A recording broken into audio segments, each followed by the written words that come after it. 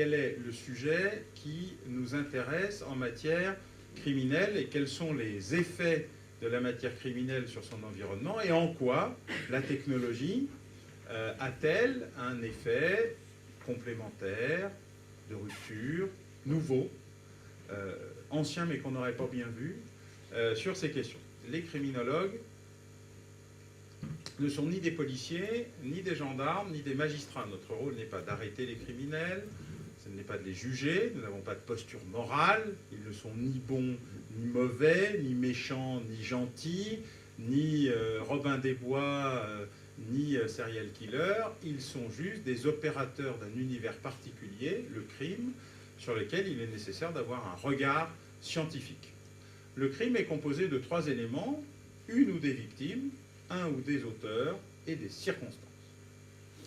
Et la criminologie, c'est l'analyse de cette relation entre auteur, victime et circonstances. Circonstances atténuantes, circonstances aggravantes, circonstances exceptionnelles, circonstances particulières. C'est nous qui inventons des criminels comme on aimerait qu'ils soient plutôt que comme ils sont. En fait, le mode opératoire du crime est toujours, grosso modo, le même. Il y en a 3. Le besoin, l'envie, le plaisir. Toute l'idée que nous nous faisons du terrorisme, elle est marquée par le sentiment que nous savons de quoi nous parlons. En tout cas, que ceux qui nous en parlent savent. Ça n'est pas exact. Ils sont dans une logique de communication, mais pas dans une logique de précision. Eh bien, le contre-terrorisme, c'est pareil.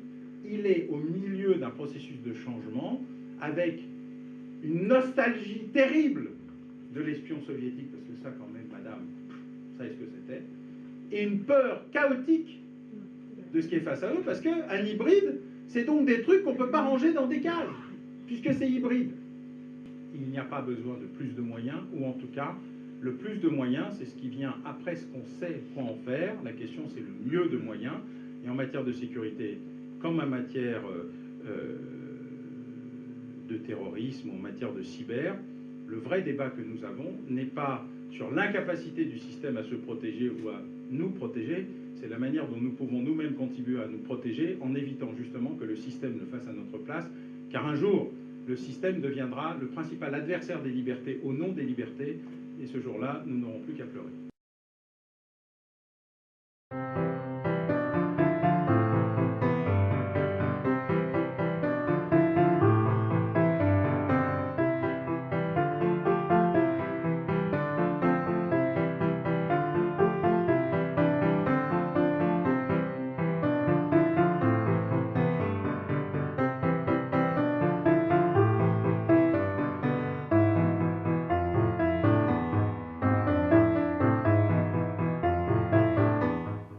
J'ai vécu, comme beaucoup de collègues, une belle, très très belle aventure au 36 quai des Orfèvres pendant 35 ans.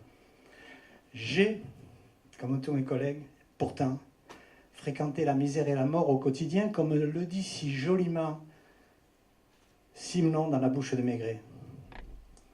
J'ai, comme tous mes collègues, passé ma vie à poser des questions, à m'en poser aussi. Le crime, pourquoi? Comment? Des questions que tout un chacun se pose, mais que le flic se pose en permanence. Où passe la frontière entre le bien et le mal? L'ordre et le désordre? L'acte légal, l'illégalité, la folie et la raison? Eh ben, j'ai fait comme beaucoup de collègues. On a vu, moi, quand j'étais directeur PJ, monter la délinquance dans les banlieues, le phénomène d'immigration mal contrôlée, etc. Bon, j'ai tiré la sonnette d'alarme, mais j'aurais dû tirer plus fort la sonnette d'alarme. Plus fort, et faire monter les troupes au combat pour dire aux politiques, attention, attention, nos banlieues vont éclater un jour, vont exploser. Il ne faut pas seulement détruire des bâtiments pour en faire d'autres. Il faut, et je reviens à l'essentiel, revoir tout notre problème d'éducation.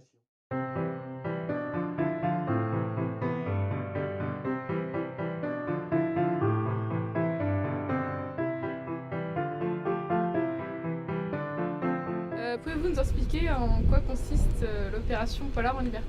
On est à Dao, on a acheté et récupéré 1000 livres au niveau de la des médiathèques du territoire et du Furet du Nord, avec lesquels on est partenaire, qu'on met à disposition sur tout le territoire, donc à la fois dans les bus, sur nos lignes les plus fréquentées, à la fois sur des stands comme celui-ci aujourd'hui en gare de bus de Lens, donc au niveau des pôles d'échange du territoire, donc sur Béthune, Liévin, Bruay, enfin à voir sur notre site internet.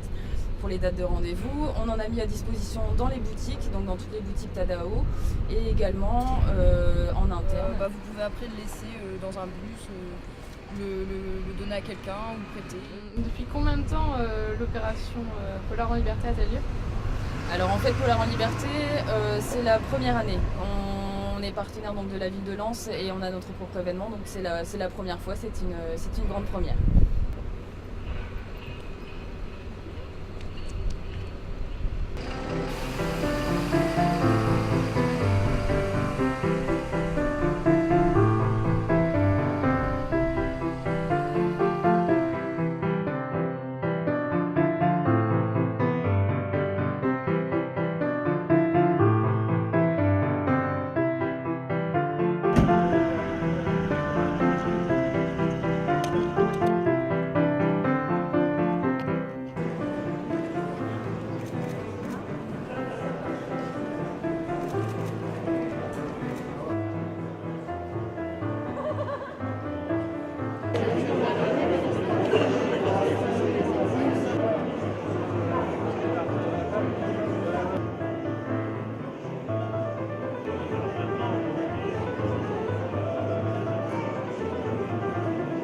Je ne pense pas qu'il y ait beaucoup d'ouvrages ici imprimés par jour, parce que malheureusement, j'ai envie de dire, on travaille beaucoup sur le milieu professionnel et le milieu du livre, de la littérature n'est pas notre monde naturel. Voilà. Mais certains sont certainement imprimés chez vous, obligatoirement, je dirais.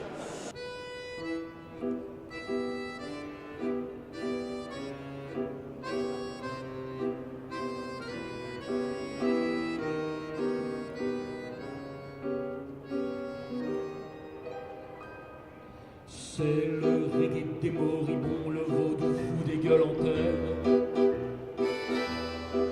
Toute la nuit dans les allées, entre les croix du cimetière.